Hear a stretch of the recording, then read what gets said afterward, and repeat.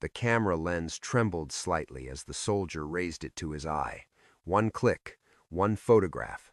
That was the payment for 16 months of hunting. And Pablo Escobar, the man who once believed an entire nation had to fear his name, was now just a corpse pressed flat on red roof tiles. The moment seemed almost simple. Climb onto the roof, identify the face, line up around the body, take a picture proving victory, hand it to the press. Let the whole world believe the state had taken down the biggest monster of the war on drugs. The soldier shifted his feet. Escobar's head was pulled back, face turned toward the lens, eyes half open. Several uniforms crowded into the frame. One roof, one dead body, a few survivors standing beside it. Click. The sound was so faint almost no one heard it, but it echoed forever on front pages from Bogotá to New York. Anyone who looked at it thought they understood the story. The state won, Pablo lost. The war ended on that rooftop. What no one saw, what no newspaper ever printed, was that throughout the 16 months before this photo was taken, the one paying to feed those manhunters had never once had to step onto any rooftop. Escobar's greatest rival didn't need to aim a gun. He only had to choose the right people, pour in the right money, then sit quietly and wait for this moment to happen. 16 months before that photo, the name Pablo Escobar was not lying motionless on roof tiles.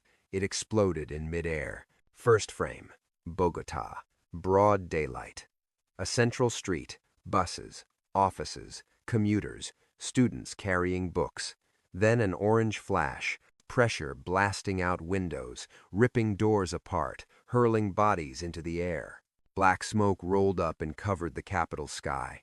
Sirens, screams, people calling names in the rubble. The press called it terrorism. The government called it a crime. Pablo called it an answer. They wanted extradition? They wanted to sign American names on Colombian law? Fine. He would sign his own name on the streets. From that day on, the whole country learned to pronounce Escobar with fear.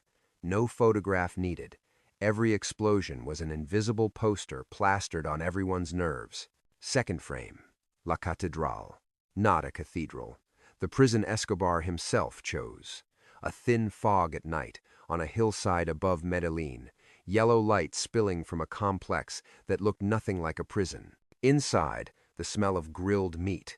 Laughter. Shadows moving around pool tables, imported liquor, young women, a soccer field, a small chapel, a cell turned into a torture room where Escobar dealt with anyone who dared betray him. In theory, he was a prisoner. In reality, he was the owner of a resort with walls and guards paid by the state. Pablo smiled, arms around guests, explaining to reporters' cameras that he only wanted to atone. At the same time, hundreds of miles away, in a quiet house in Cali, the television showed exactly that scene. A man in a neatly pressed shirt, no gold, no tattoos, picked up the remote and lowered the volume. He watched Pablo on the screen, watched the soccer field, watched the walls, then took a pencil and wrote a few lines on the paper waiting beside him. Broadcast time, the president's words, the face of the voluntary prisoner. Every detail, a bullet point. Third frame, La Catedral cracks open. Overcast sky, light rain clinging to the barbed wire. Inside, shouting rose from one room. Two men who had once been Escobar's right hands lay sprawled on the tile floor, shirts soaked in blood, eyes staring wide. Wrong decision, wrong suspicion, wrong betrayal. In Pablo's prison, there was no need for a court. He was judge, jury, and execution squad. The problem was that this time the gunshots did not echo only inside La Catedral's walls. They reached the presidential palace, the media, the U.S. embassy. Everyone understood one thing. The state had built a cage on the hill and let the beast freely kill its prey inside. It was a slap in the government's face. The order came down. Pablo Escobar would be transferred to a real prison. No more self-chosen prison. No more bar. No more soccer field. Only iron bars and guards who no longer took orders from him. That night, fog wrapped around the hilltop. In the chaos of soldiers, officers, jeeps, Escobar vanished. A section of fence cut, a few footprints sliding in the mud. No cameras, no photos. Only the report, the prisoner has escaped. That was day 0 of the 16-month hunt. From the moment he left La Catedral, Escobar was no longer the king sitting on the hill looking down on Medellin. He became a shadow moving between rented houses, temporary bedrooms. No more Forbes, no more helicopter photos of villas with swimming pools. Only long nights, imagined helicopter sounds overhead, motorcycle engines stopping outside that silenced the whole room. Pablo gained weight, not from good food, but from a body confined within 4 narrow walls. No longer a soccer field to run laps on. He slept little, stayed awake a lot. Every strange noise could be a door being kicked in. Every knock could be the last time he opened one from the inside. His network was the same. The empire that once stretched from coca jungles to Wall Street began to fall apart in pieces. The sicarios who once killed for his name now lay in the ground, in morgues, or in court files. Some died from state bullets, some from rival bullets. Some disappeared with the money, choosing silence somewhere far from Medellin. Those who remained each carried a fragment of information: safe house, phone number, travel habit. If just one of them decided to sell that fragment, every step Pablo took became a note on someone's desk. Escobar understood that better than anyone. He was always obsessed with information, obsessed with radio waves, obsessed with telephones. For years, he taught his son one simple rule: never trust the receiver. The telephone is death. It was not exaggeration. Every time he picked up the phone, something somewhere lit up: a control panel, an antenna, a technician in Bogotá or Florida recording a string of numbers. He knew it. The DEA knew it. The police knew it. Everyone knew it. So Pablo tried to live like a ghost. Messages sent by courier, changing SIM cards, changing numbers, changing locations. Every call had to be shorter than the last, every word over the wire fewer than a curse. But there was one thing he could not cut: family. His wife and 2 children were not with him in the safe houses. They were trapped in Bogotá, in hotels full of guards and cameras, between the media and threats. The papers called him a monster. Then, at night, turned off the cameras, leaving them with real fear. There were nights Escobar heard his son was threatened at school, his wife followed by reporters to her door. Those things could not be solved with sicarios. They could only be solved with his voice over the telephone line. Every time he chose to pick up for them, he broke his own rule a little more. 5 more seconds, 10 more seconds. One more dad is still here. Meanwhile, in Cali, there was no fog, no barbed wire, no nights of running. There was air conditioning, wooden desks, neatly pressed shirts. There were men who did not like appearing in newspapers. They did not bomb cars. They bought banks. They did not shoot in the street. They sponsored soccer teams. They did not send messages with corpses in the Capitol Center. They sent messages with bank balances and envelopes delivered to the right addresses. That was the Cali cartel, the gentlemen of silence. They saw Pablo as a meat shield between them and the DEA. As long as Escobar kept bombing, kept killing judges, kept blowing up planes, every radar stayed locked on him. They stayed behind, taking cleaner roads. What few remember is that years earlier, when the war on drugs was heating up, there were extraditions, files that, if pushed in the right direction, could have reached the Cali people. At that time, Escobar needed a stable partner to move product, hold prices, hold routes. He did not want every cartel burning at once. Some papers disappeared. Some testimony shifted direction. A few names were never mentioned on the news. In return, the market was calmer. Money flowed more steadily. The people in Cali understood that clearly. They felt no gratitude. They remembered. Now, when Escobar escaped La Catedral and turned all of Medellin into an open battlefield, the people who had once profited from his shadow saw a different opportunity. If Pablo kept living, kept exploding, kept making the whole world stare at Colombia, sooner or later the spotlight would swing toward them. If Pablo disappeared, they gained time, months, years, a few more soccer seasons. They did not need to shoot him themselves. They only needed to ensure that the people doing the shooting, Search Block, the army, the groups that hated Escobar, never ran out of money, vehicles, guns, or information. In Pablo's mind, the enemy was the state, America, the men in uniforms holding M16 seconds on rooftops. But from the day he left La Catedral, the one paying the bills for every bullet fired his way was a cartel that hated him even more than the government. The television in the corner of the living room was on, the picture grainy from the antenna. A reporter stood against the Medellin sky. Helicopters, jeeps, search block soldiers running back and forth behind him. Text crawled across the screen. Escobar manhunt enters its 5th month. The man sitting on the leather sofa reached for the remote and muted the sound. The images kept flickering, but the room fell completely silent. He leaned back, eyes fixed on the screen. "Who fires the final shot doesn't matter," he said slowly, voice even, as if explaining a simple equation. "What matters is who pays the monthly salary of the guy pulling the trigger." No one else in the room laughed. They were not the coke-wired gunmen in Medellin villas. They were middle-aged men, hair slicked back, white shirts, ties loosened one button. One adjusted his glasses. One tapped cigar ash. One glanced at the TV, then returned to the file in front of him. "So what is the equation?" another voice asked. The boss on the sofa did not take his eyes off the helicopter images. "The equation is, if he lives, who pays the price? And if he dies, who benefits?" They began dissecting Pablo like a line item of risk. If Escobar kept breathing, the DEA would keep pouring agents, radar, antennas into Colombia. Washington would call. The president would have to answer.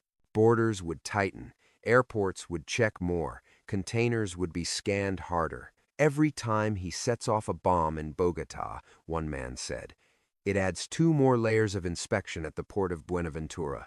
Our shipments can't fly, can't float." No one in the room needed to look at a map to know that. They had already seen their pipelines slow every time the name Escobar appeared on CNN. And if Escobar dies, if that corpse on the rooftop is lying there now, instead of 16 months from now, there would be a vacuum. The routes that once belonged to Medellin would need new owners. The pilots, the accountants, the customs officials who know the way would need a different boss. And more importantly, the state would need an easy-to-swallow story. We have destroyed the monster. After that story, what comes next? We have signed new agreements. We have stabilized the country. They could stand behind that curtain, in suits, shaking hands, donating to election campaigns, sponsoring soccer teams. While Pablo is still exploding, they cannot play the role of successful businessmen. When Pablo goes down, they get their chance. But killing him means confronting him. Another man pointed out, "He's not someone you can make disappear with an envelope." The man in the chair nodded slightly. "We don't kill him," he said. "We pay others to do it. And more importantly," he turned fully toward them, taking his eyes off the TV. "We pay to ensure that when the photo is taken, it only shows him and the state, not us." The wooden door opened, and a younger man walked in, no tie, carrying a thick folder in his arms. He went straight to the table, set it down, and opened it. Inside were black and white photocopies mixed with phone numbers, diagrams, arrows, handwritten notes. "Where from?" someone asked. The young man just shrugged. "A friend in the system," he said. "Power company, or telecom, or both. You don't need to know the name." The boss picked up one sheet and skimmed it. Call traffic logs, time columns, a certain time slot circled in red. Another sheet, diagram of search block response times after receiving hot coordinates. Time from the start of the call to jeeps leaving the station. Time from helicopter takeoff to appearing over the barrio sky. The state has radar. the young man said, his voice like he was presenting a new product. "We have a way to read their radar." He pointed to the rows of numbers. "They think this is a tool to hunt Escobar. But if you know where they're looking, when, you know what's empty, what's busy, you know when to move shipments, when to freeze everything. And you know—" He paused, flipped a few more pages, revealing a list of names with short notes beside them. Brother of airplane bomb victim, former self-defense commander, had land stolen by Escobar in 1983, who is ready to kill for personal revenge, as long as someone pays for gas, guns, and burying the body. No one in the room used the name Los Pepes. The name would come later, on flyers, on banners hung beside bodies. But the idea was clear. No need for another cartel to confront Escobar directly. What was needed was a group of people sharing the same hatred, different backgrounds, united in having nothing left to lose, and money to connect them all. A black fund, not recorded in bank books, not in reports. Just cash, trip after trip, guns, vehicles, explosives, information, victims' families, paramilitaries, his former sicarios, the boss in the chair listed. Everyone has a story with the name Escobar in it, and everyone wants that story to end with him in a coffin. Another added, police, soldiers. Anyone tired of running all over Medellin to collect bodies. They won't be hard to buy if you buy the right person, the right spot. The group nodded. In Colombia, the holes weren't just in prison walls. They were in the pockets of every guard. "There's this," a voice from the corner interrupted. It was a gray-haired man who hadn't spoken yet, just quietly smoking a cigar, his wife and kids. The room turned toward him. "What do we do with them?" Someone shrugged. "Hostages? Use them to force him to surrender?" He shook his head. "No one touches his wife and children." His voice wasn't loud, but firm. "We don't need another martyr saint. We need bait." He set the cigar down in the ashtray, pushed his chair forward, elbows on knees. Who does he love most? Exactly those people. And what does he fear most? Seeing them suffer because of him. We let them live. We let them be threatened, followed by the press, held by the government in hotels. We make sure they never disappear from TV. Every time he sees his wife and kids' faces on the screen, he'll pick up the phone. Every time he picks up the phone, the state's radar lights up. Every time the radar lights up, we get another line of data. Someone looked uneasy. "But what if someone does touch them?" The boss frowned. "If anyone is stupid enough to do that, they'll turn him into a legend in the eyes of the whole world. A Robin Hood dying for his family. Do you want to compete with a ghost story like that?" No one answered. They didn't need more statues, more paintings, more t-shirts with Escobar's face sold across Europe. They needed an ordinary corpse, a blood-stained rooftop, a story neatly closed on TV. The state wins. The monster loses. The Black Fund was outlined right there at the table. A percentage from every shipment, some offshore intermediary accounts, a few anonymous donors to groups claiming to be Escobar victims. Envelopes for people in the police, in telecom, in prisons. The young man gathered the files, clipped them into a hard folder, and pushed it toward the boss on the sofa. "From now on, we won't complain when we see search block helicopters on TV," he said. "Every hour they fly is our money. Every bullet they fire is a line item in this fund." The boss took the folder and tapped it lightly on the table edge. The TV still showed soldiers searching barrios, generals' statements, promises that we will catch Escobar as soon as possible. The volume was still muted, the reporter's mouth opening and closing without sound. "Let the state do the hunting," he said, as if summarizing the plan. "Let the DEA take the picture, and us." He set the folder down, stood up, straightened his shirt sleeves, as if preparing to leave the room. "We just pay to clean the guns." He was called El Mono not because he looked like a monkey. When he was young, he was fast, small. Climbing walls like gravity didn't apply. In Cali, the older guys watched him jump from roof to roof and laughed, saying, "This kid was born to work up high." Up high meant rooftops, containers, places ordinary people couldn't reach. And up high, years later, he would see smoke rising from his own neighborhood and understand what it meant to choose the wrong boss. The first time El Mono betrayed, he betrayed Cali. Back then, the Cali cartel was still building. They needed quick kids for runner jobs, watching ports, watching scanners, delivering envelopes to the right people. El Mono stood for hours on warehouse roofs, memorizing ship schedules, horn sounds, lights. He knew how to avoid cameras, knew where guards were lazy, where customs skimmed. In return, he got steady pay. His mother had medicine. His siblings had shoes for school. Then the name Escobar started echoing, not just on the radio, but in every story in the trade. Medellin was booming. Bombs, bullets, money. Shipments coming out of the jungle, going into airports. People talked about a boss on the Medellin hill who threw money like trash, built houses like Lego, paid hospital bills for whole barrios. One night, El Mono sat on a Cali warehouse roof, looking north, seeing distant flashes that people said were Pablo's bombs. He thought, if he dares to fight the whole state, he won't let small-time guys starve. The opportunity came faster than he expected. Through a broker, the Medellin people needed a kid who knows ports, knows roofs. El Mono left Cali, like many young guys back then. No resignation letter, no goodbye. Just a night bus to Medellin, a small bag, a new name on his lips, Pablo's man. Pablo didn't meet him right away. The system had layers, levels, but he felt the weight of that name every time he said it in the barrio.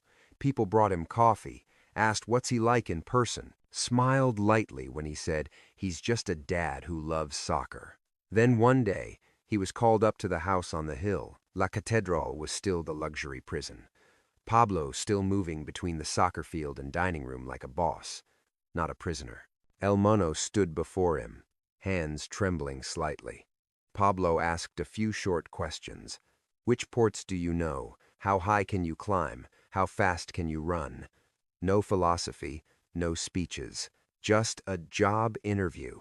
A month later, El Mono's mother received an envelope several times thicker than his old pay, along with a hospital bill stamped paid. His little sister had her own bed, no longer sharing with three on an old mattress. The barrio where he grew up got new power lines. The soccer field got new nets. That was how Pablo bought people, not with one-time payments, but by changing an entire family's life. El Mono became a Medellin man. He left Cali for the first time and rarely looked back. In his mind, Cali was the past. Pablo was the future. That future had money, guns, laughter at barbecues on the hill. Until that future started exploding right over his head. La Catedral blew up from the inside. Medellin blew up everywhere else. When Pablo escaped his own prison, the lives of workers like El Mono shifted from stable to fleeing overnight. He no longer stood on warehouse roofs watching ships. He lay on safe house floors, gun under his pillow, clothes ready in a bag. Every move, he lied to his mother. New job, better, safer. Then one day, a retaliation bomb went off right near the barrio. Not Pablo's bomb, a bomb answering Pablo's bomb. He ran home to find the old house half burned, roof collapsed, neighbors standing around, someone saying the words he'd never forget. Your future just burned in there. In the rubble, he found the shoes his sister used to wear to school. That was the second time the name Escobar appeared in his life, not on a victory news bulletin, but on a piece of coffin wood. Now, Medellin was collapsing. Safe houses burned, not just from bombs, but torched by Los Pepes to send messages. Relatives dead, some from state bullets, some from anonymous ones. Every day hiding, El Mono saw the circle around him shrink. Staying with Pablo meant waiting for one of three things: a bullet through the door, handcuffs, or an explosion without warning. None of those options had room for his surviving elderly mother. Finally, Cali came, but not with a convoy or armed squad. They came with a meeting in an old bar he used to sit in when he was young. The man who sat across from him had gray at the temples, Simple shirt, no gold, no visible bodyguards. He only said the first sentence very softly. Back then, you left Cali because you thought Pablo was the future. Look at what that future did to your neighborhood. El Mono wanted to react. Wanted to talk about the hospital bills paid, about the soccer field, about the things Pablo had done. But the only image that came up was the half-burned old house, the smell of gasoline, the sound of his mother crying herself hoarse. The other man didn't need to threaten, he just had to open his palm, and on it was a plane ticket, a photo of a small apartment in a distant city where people didn't know what Escobar meant. A ticket out of Colombia, he said. Money to start over. Really start over. Not start over, under a different name in the same war. In exchange? El Mono asked, even though he knew the answer. In exchange, the other man said, you tell me what only Pablo's people know. All the safe houses he's used, the houses he likes, the roads he feels safe on, every phone number he trusts, the people he calls when he's scared, not when he wants to show off. No threats. No, if you refuse, we'll kill your whole family. They didn't need to. Reality had already done that job. They just laid two paths on the table. One paved with mines, one paved with money. El Mono looked at both and knew he had walked the first one too long. He agreed. But the second betrayal taught him something the first one hadn't. In Colombia, no side is safer than the other. When he left Cali to follow Pablo, he thought he was trading a small boss for a big one, a quiet cartel for a legend who protected his men. The result? House burned, people dead, him hiding like a rat. This time, if he left Pablo to go back to the people in Cali, who could guarantee that in a few years they wouldn't sell him out to the DEA. So when he agreed, El Mono added one detail the people across from him didn't expect.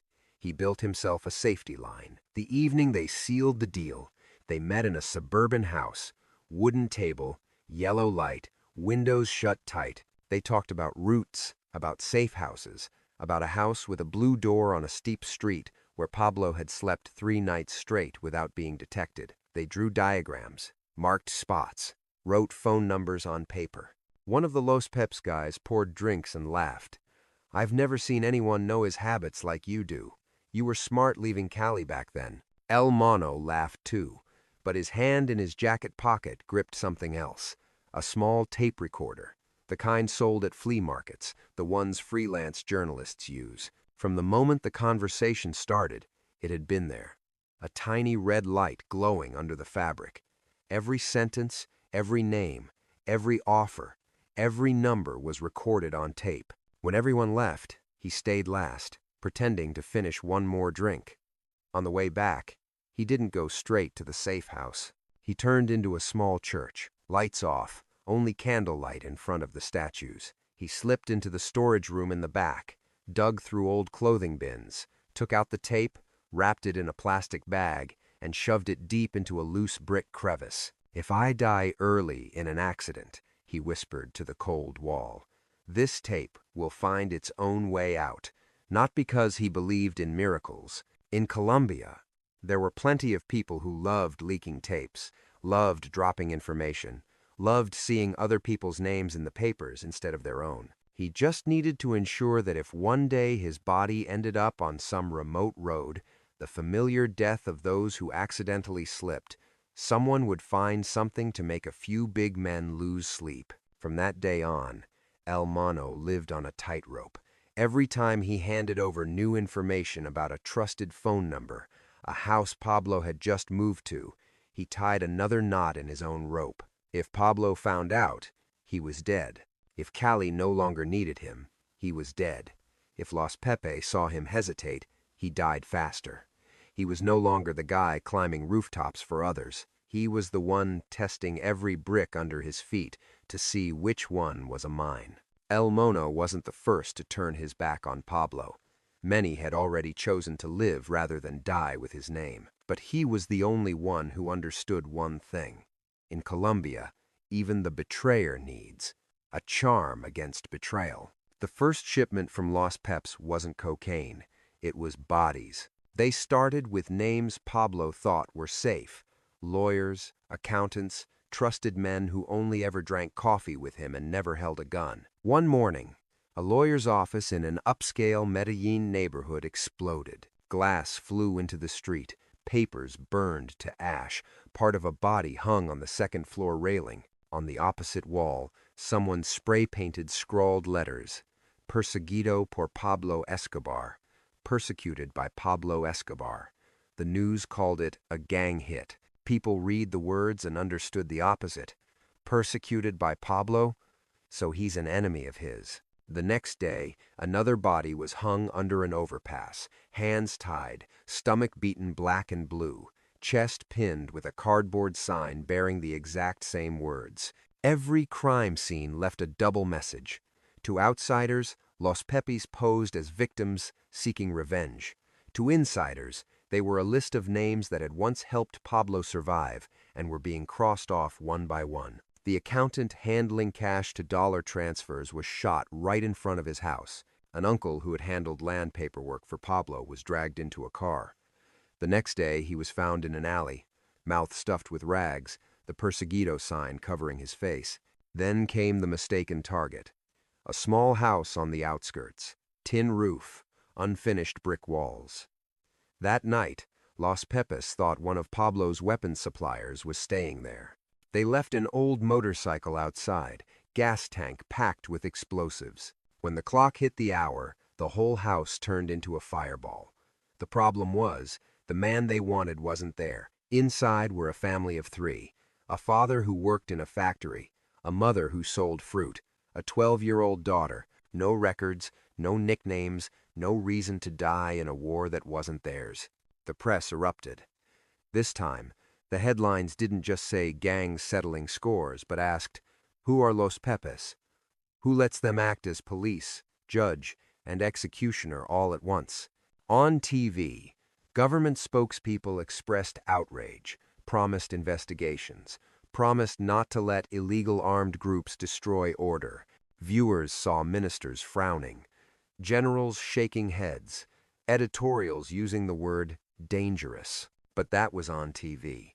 In closed meeting rooms, behind locked doors, many people breathed a sigh of relief. Because among those bodies were names they themselves had wanted gone for years but couldn't touch, lawyers who knew too much, accountants who held too many secrets, confidants who had played both sides. And more importantly, every time Los Pepes crossed a name off Pablo's list, his network lost another link. They could condemn it on air, but off air, they looked at each other and silently agreed.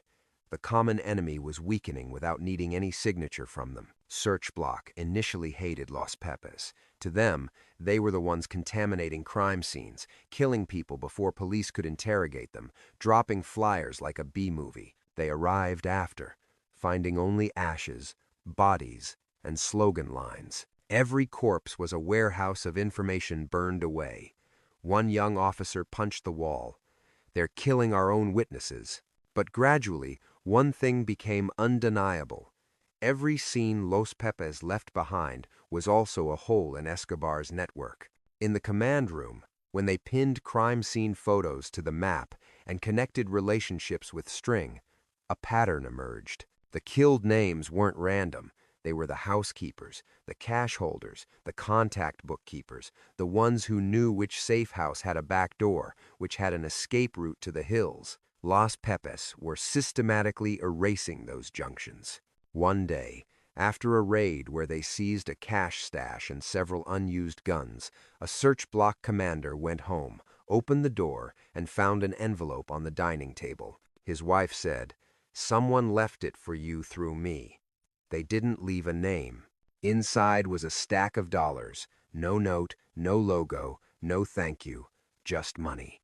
He stood there a long time, envelope half open, bills peeking out. In the end, he didn't take it to his superiors.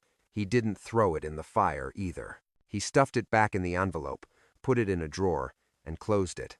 A few weeks later, when Los Pepes hung another body under a bridge with the Perseguido sign, he looked at the crime scene photos and said nothing. No complaints, no objections, no extra reports sent upstairs about illegal armed groups. It wasn't old-style corruption. It was a form of silent consent. If this money helps feed the hunt, let it sit quietly. Meanwhile, Escobar's family became a mobile radar. His wife and 2 children were no longer free to leave Colombia. They were protected in Bogotá hotels, upper floors full of soldiers, lower floors full of reporters. Every time they went out, someone photographed, someone noted. Every interview built another wall between them and Pablo, a wife saying she wanted peace, a child saying he just wanted to live like a normal student, not the son of the man the whole world was hunting. Pablo heard those words on the radio, through stories, or in their own voices when they called him. The state knew, Cali knew, Los Pepes knew.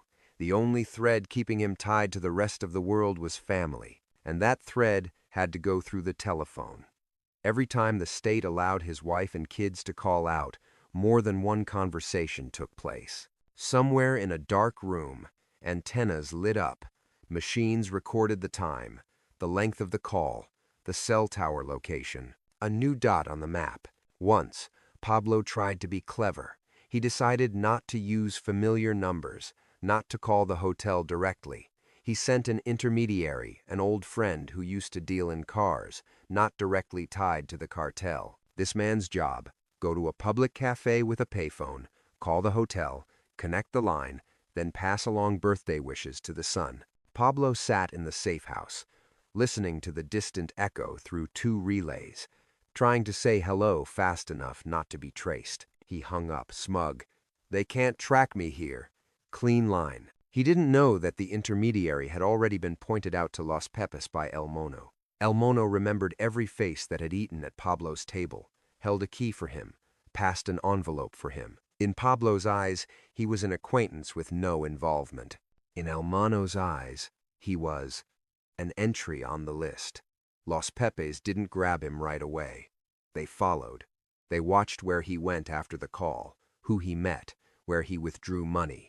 24 hours later, Pablo's safe house was surrounded.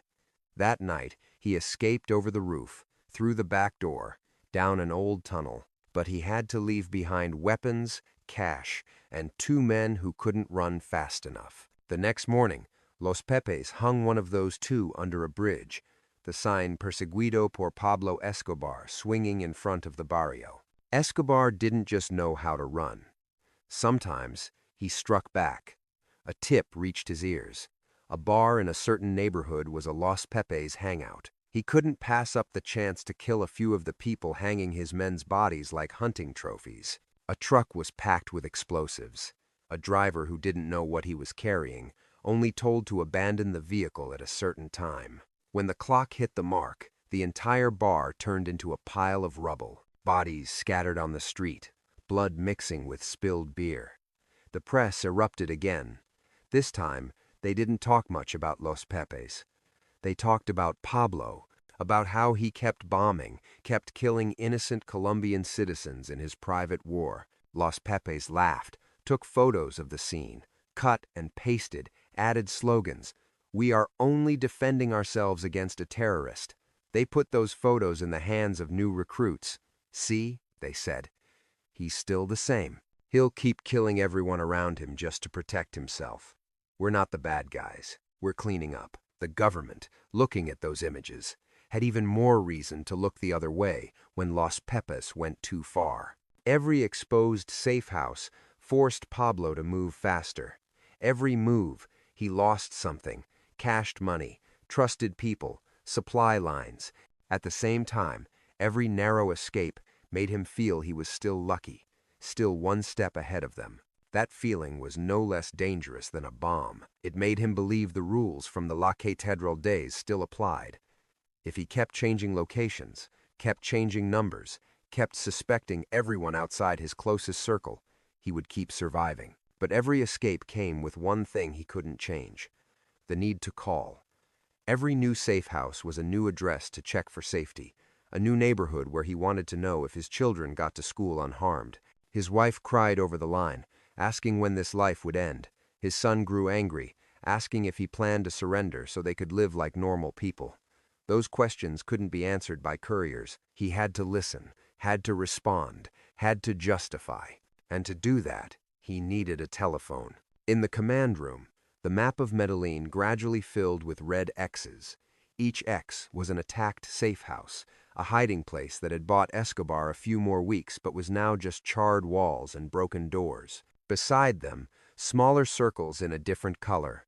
Call origination points, times, durations. Those circles, when connected, drew a path, looping around the city, gradually shrinking toward a smaller area. No one in search block needed to say it out loud, but everyone saw it.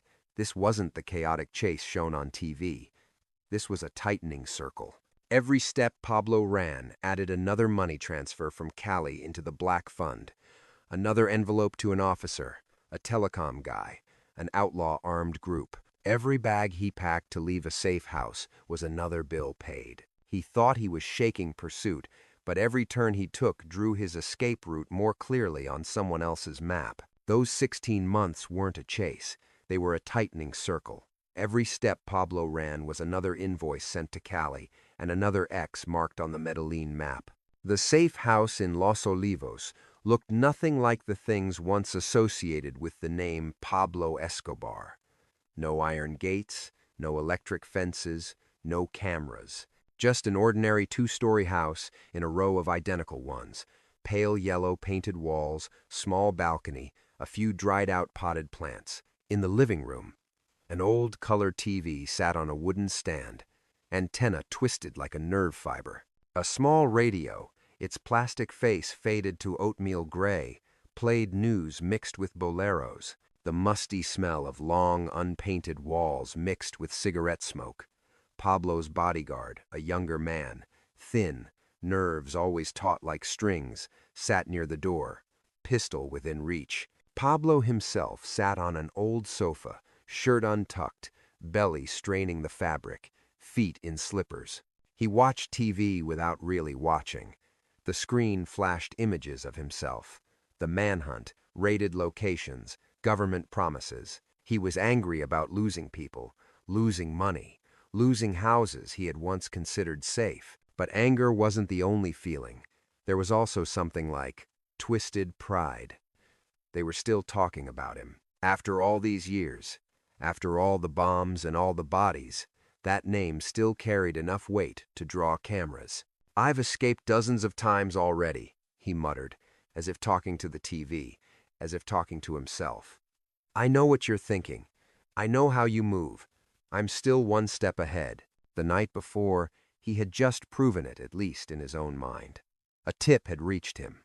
Search Block was preparing to raid another house, a location he had used a few weeks earlier. Someone whispered, "That's a safe spot. They think you're still there." Some of his men wanted to go back for belongings, for money, for papers. Pablo looked at the map, calculated response times, remembered old patterns, then smirked.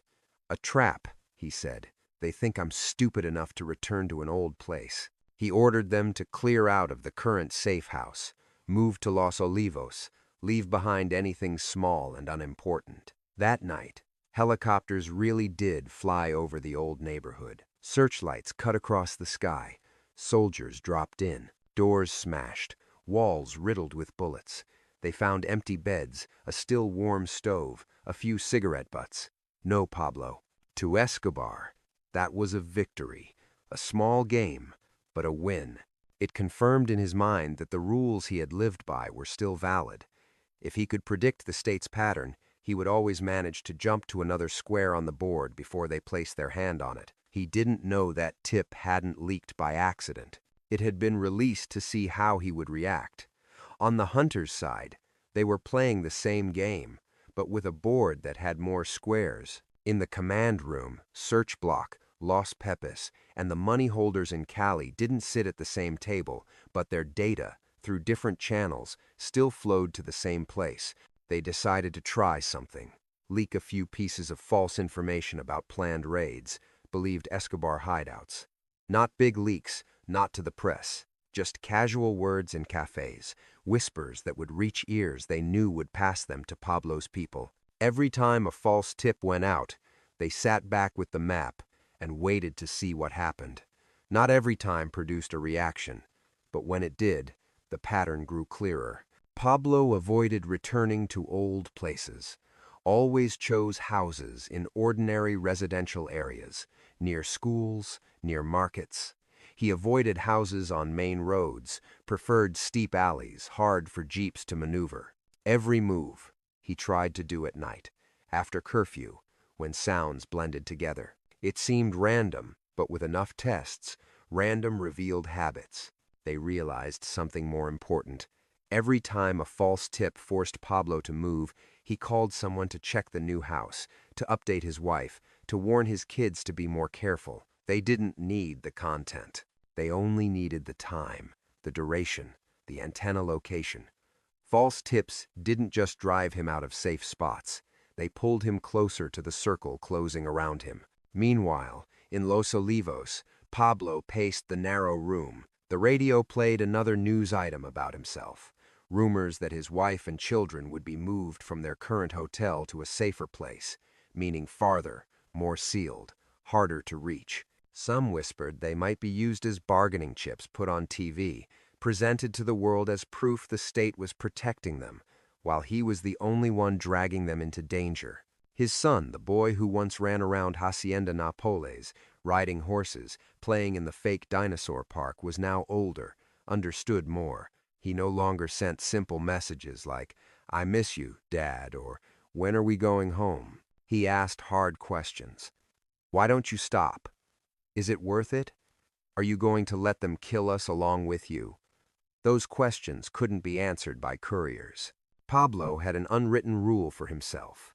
Never call twice on the same line. Each number used once, each payphone, each house, each cafe touched once and abandoned. That was his final firewall. Cut contact before the enemy could learn to read it. That rule had kept him alive for years. He repeated it in his head like a mantra every time he reached for the receiver. But in the last 2 days, the rule began to crack. The rumor about moving his wife and children spread. Everyone had their own version. They would be taken out of the country, confined to a military base, used in negotiations.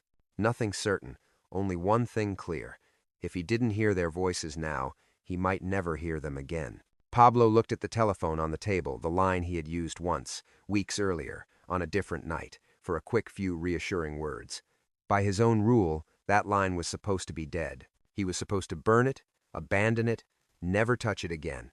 But new lines couldn't reach the hotel where his wife and children were held, at least not quickly. The security around them had thickened along with cameras and microphones. Every added layer of protection was another layer of glass between his voice and their ears. He sat down, hand on the receiver, then pulled away. Second time, third time. Each pull away, he saw his son's face in his mind, angry, stubborn, no longer the little boy afraid of the dark, running to Dad's room at every thunderclap. Now a teenager looking at him like a stranger on TV, hating, fearing, trapped. Finally, Pablo picked up. He dialed the same number he had used before. In that moment, he broke his most fundamental rule: never call twice. The ring dragged on. Then the other end picked up, the relay, the hotel noise, someone calling Señora Escobar. Then his wife's voice, melting amid chatter and hotel TV sounds. Then his son's voice, strained from trying to stay calm. The call lasted long, not because he was stupid or careless. It lasted because, for the first time, the boy didn't just listen to him speak, but answered with something he had never prepared to face. "I don't want to grow up as a criminal legend anymore," he said, voice trembling yet hard. "I'm tired. Every day, people only ask me about bombs, about bodies, about money. They don't ask what I like, what I want to study. I don't want to be on TV because I'm your son. I want to be on TV, if at all, because of who I am." On this end of the line, Pablo fell silent. He had heard everything: pleas, curses, oaths of loyalty, death threats. He knew how to answer them all. But those words, from the very child he had once held by the hand to watch soccer games, made something inside his chest pull back. He stared at the wall. at the muted TV, at the silent radio, and saw nothing. "Can you stop, Dad?" the boy continued. Or, "Have you lost control too?" That was a question no Sicario had ever dared ask. No politician, no journalist, no general. They asked, "How much longer will you fight? Are you afraid of dying? Do you have regrets?" But none had asked whether he was still the one in control. Pablo took a deep breath, the receiver growing hot in his hand. When he opened his mouth, the words that came out were unlike the unbreakable image he had maintained for years. Not a threat, not a curse, not the declaration, "I will never surrender." He said one short, weary sentence, almost a whisper. A sentence admitting that some things had slipped beyond his grasp long ago, that the war he had started was no longer his alone. In the command room, the technician didn't hear the content. He heard the seconds. He saw the line on the screen stretch longer than any previous time. He saw the numbers appear. The same line that had lit up in the data weeks earlier. "Same line," he shouted, eyes glued to the screen. "Same pattern." The search block commander turned, looked at the coordinates, looked at the circles already drawn. The new circle overlapped the old one. Two colors merging into a much thicker dot. On the Medellin map, the looping path around the city, the X's, the scattered circles, suddenly aligned. No longer a circle, a dot, a neighborhood, a specific street in Los Olivos, an ordinary two-story house with a radio, an old TV, and an overweight man holding the receiver longer than he had ever allowed himself. The circle had closed. When the circle on the map closed into a dot, what remained was just procedure. The night passed in preparation. The next morning, the Medellin sky was nothing special. Low clouds, dampness clinging to walls, street vendor carts starting to roll into the barrio. At a barracks a few kilometers away, armored vehicle engines roared. Soldiers climbed into the beds, slamming rifle butts against the metal floor to steady their hands. The departure order was given briefly. No speeches, no slogans. The column of armored vehicles charged into Los Olivos, tires bouncing over potholes, over chalk drawings children had made on the street the day before. When they turned onto the street with the two-story house, the shout, "Policía," rang out like the opening shot of the final act. Glass shattered. Dogs barked. Barrio residents rushed inside, bolting doors. In the safe house, Pablo looked out the window, saw the shadows of vehicles, heard the screeching brakes. The bodyguard had jumped up before him, gun in hand like a reflex. They didn't need to look at each other to know the next script. The front door was no longer an option. They ran toward the back stairs leading to the roof. Footsteps pounded on the narrow steps, dust falling from the ceiling. Downstairs, "Al suelo," echoed as soldiers smashed the ground floor door. Pablo and the bodyguard shoved open the wooden door to the roof, sunlight hitting their eyes. Red roof tiles stretched before them, connected to the neighboring roof by a gap of a few dozen centimeters. Below, the whole street erupted in shouts and engine noise. They spread out, running across the tiles.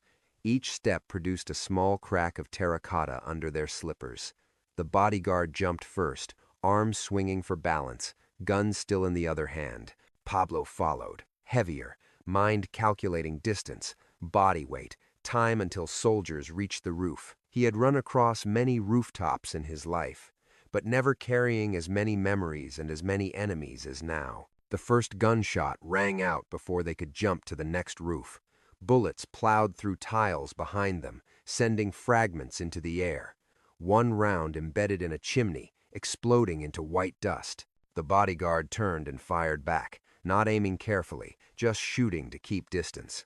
Soldiers had flooded the second-floor balcony, another group pouring onto the roof from the stairs. Return fire came, more accurate. One bullet passed through the bodyguard's body, spinning him mid-air like a puppet with cut strings. He fell, sliding across the tiles, gun flying from his hand, clattering before dropping into the backyard. Pablo didn't stop. He jumped, or tried to jump, to the neighboring roof. His foot didn't land right, weight crushing a weak-edged tile. A section broke. He slammed, chest first, into the surface, breath forced from his lungs. Bullets kept tearing the air, one hitting his leg, another the soft belly through his shirt. He felt heat, then cold, then numbness. But the body, trained not to stop, crawled forward, hands clawing the tiles. From afar, a red blood streak trailed behind him like a brushstroke on terracotta. Then came the final bullet. It was one sound among many, a small flash in a rain of sparks. It passed through one side of his head, near the ear, making his body jerk slightly before going limp, face tilting to one side. Some say that bullet came from a soldier's gun on the balcony. Others swear they saw Pablo raise the gun to his own head, deciding no one else would have the honor of ending the story he had started. His family later said he had promised to take his own life if cornered. The people on the roof that day had no time or courage to trace the lead's path. In this war, the origin of the bullet mattered less than who owned the photograph of where it stopped. As the gunfire thinned, leaving only street shouts and a radio still playing from some untouched house, the hunters finally saw each other clearly. Search, block soldiers flooded the roof, bulletproof vests, sweat, dust. They surrounded the body, lying face down on the tiles, one using a boot toe to nudge the gun farther away, another kneeling, pressing 2 fingers to the neck. No pulse. He looked up, nodded. "SL," someone said. "It's him." But they weren't the only ones on that roof. Among the uniforms were faces not fully in uniform. Leather jackets, jeans, dirty shoes but not military boots.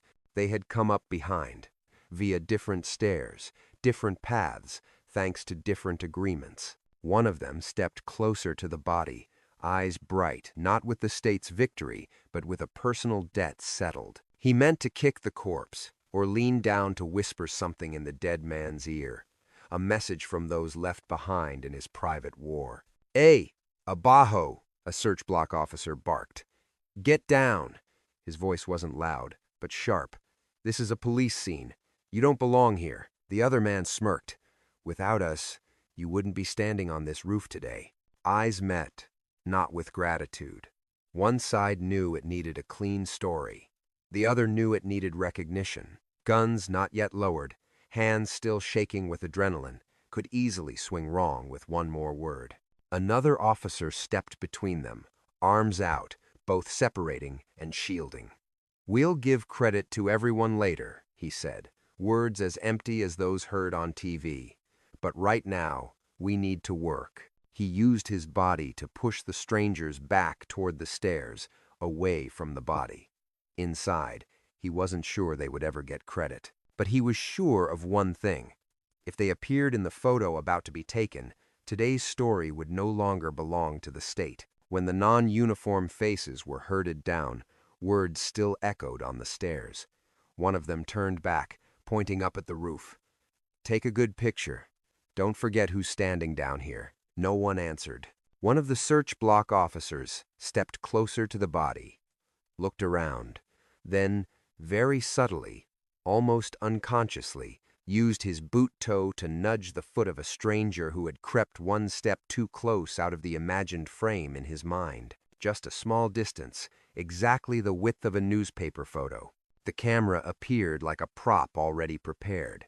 The soldier holding it wasn't a professional photographer, but he had been told what to do. He stepped into position, raised it to his eye, glanced through the viewfinder, red roof tiles, the overweight man's body pressed flat, head pulled back to show the face. 3, 4 uniforms standing around, weapons in hand, faces mixing exhaustion and a relief they didn't fully trust yet. No leather jackets, no jeans, no mismatched faces. He adjusted the angle slightly, stepped back half a pace, to avoid showing too much of the backyard or other roofs. Enough to make people understand it was a rooftop, but not enough for them to see the other threads running beneath. His fingers squeezed gently. The click sounded, quieter than every gunshot that day, but destined to echo longer than all of them. This was the only moment in 16 months when everyone hunting Pablo Escobar stood in the same place, soldiers paid by the budget, men fed by the Black Fund, those carrying blood debts, those carrying money debts. And it was the only moment when just one side was allowed to appear in history. The other side, the ones who had paid for bullets, vehicles, information, and the silence between shots, stood outside the frame, looking up at the red roof through windows, through TV, or seeing nothing at all, only hearing the click in their heads like an invoice stamped paid. The next day, the photo left the red roof and entered the world. It lay on editors' desks in Bogotá, enlarged in New York, appeared on CNN screens, on magazine covers, in every station's evening news. An anchor in a suit, holding papers, red lines written long before the final gunshot. Major victory in the war on drugs. Milestone in the war on drugs. The monster has been taken down. They zoomed in on Pablo's face among the tiles, placed it beside the president's statement, beside cheering soldiers, beside helicopter shots flying across the sky. The photo was used like a poster. The state on one side, the corpse of the problem on the other. Everything else: who fired the bullets, who paid for them, whose blood, who was cut from the frame. In a closed room in Cali, windows shut, air conditioning humming softly, the photo also lay on the table. The fresh newspaper print still smelled of ink. The boss at the head of the table picked it up, held it close enough to see every halftone dot. He saw Pablo's belly, saw the roof tiles, saw the uniforms, saw a soldier's foot on the roof. He saw no white shirts, no ties, no one resembling himself. He smiled faintly. "Good," he said, setting the paper down. "No one sees us." In an instant, the room fell silent. Then a younger subordinate, one who had just been old enough to remember the years when Medellin exploded and smart enough to see far ahead, spoke up. "Boss," he said, pointing at the photo, "the more the DEA believes we had nothing to do with it, the more free their hands will be to look at us later." He didn't say it in a challenging tone. It was just simple reasoning. When the biggest monster has been killed, the next question is always, who's next? The boss looked at him for a moment, then shrugged. "We just bought ourselves a few years," he replied, his voice light, as if he were talking about a shipment that arrived late. "In this business, a few years is a lifetime." The answer was ambiguous, half truth, half self-consolation. They all knew, or should have known, that the radar didn't turn off when the picture was taken. It just swung in another direction, one beat slower. A few years later, the very people in that room appeared on the front pages, not on a red rooftop, not with their bellies pressed against the tiles, but still photographed from above, hands cuffed, heads bowed. This time, no one paid for the film to help them. No black fund stood outside the frame to ensure it was only the state versus the criminals. They were led onto planes, the cuffs gleaming under camera flashes, with captions reading, "Cali boss extradited to the U.S." The war on drugs had a new milestone. In another city, halfway around the world from Medellin, El Mono sat in a cheap bar, an old TV mounted on the wall replaying a documentary about the 1990s in Colombia. The photo on the red rooftop appeared again, this time in the middle of a montage of bombs, bodies, and faces long dead. He looked at it like an old acquaintance. The tape recording of that old deal, the conversation between him and the Cali, Los Pepes people, still lay there, in a crack in the brick of a small church in Colombia, or had been moved somewhere else. Now, no one wanted to hear it. Not the DEA, not journalists, not any boss still alive. The people it could have hurt had disappeared one by one into prison, into the grave. He took a sip of his drink, watching the local patrons who couldn't be bothered to look up at the screen. "I thought I survived because I picked the right side," he thought, not saying it out loud, because no one here understood Spanish. The truth. I was just lucky it wasn't my turn yet. In Colombia, the phrase "your turn" is always the one sentence people like him have no control over. The Escobar family didn't sit in bars, didn't sit in closed rooms. They lived in ordinary houses, in neighborhoods where the name Pablo was just a character on a screen, not the neighbor. They changed their last names, changed their papers, even changed their language. The son who once heard his father say the phone is death now uses microphones and cameras to tell the world the opposite. He writes books, appears in documentaries, gives interviews, repeating over and over something many fans still try to forget.